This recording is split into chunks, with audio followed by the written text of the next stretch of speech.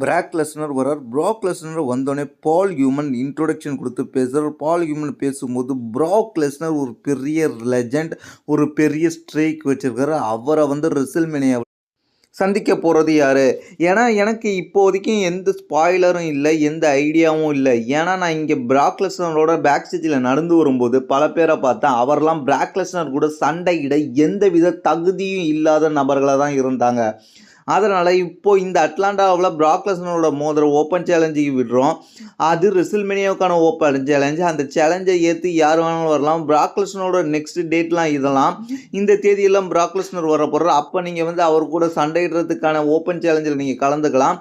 இதன் மூலியமாக ரெசில்மேனியாவில் உங்களுக்கும் பிராக் லெஸ்னருக்கும் மேட்ச் நடக்கும் அப்படின்ற மாதிரி ஒரு பிக்கெஸ்ட் ஸ்டேட்மெண்ட்டை பால் ஹியூமன் அந்த இடத்துல பிராக் லெஸ்னரோட வந்து கொடுத்துட்டு போயிருக்கார். பிராக் லெஸ்னர் ரெசில்மேனியாவில் ஓப்பன் சேலஞ்ச் விட்டுருக்கார். அவரோட ஆப்பனண்ட்டை தேர்ந்தெடுக்க போகிறார். இதை பற்றி உங்களுடைய கருத்து என்ன? கீழே உள்ள கமெண்ட்ஸ்க்கு கமெண்ட் பண்ணுங்கள்.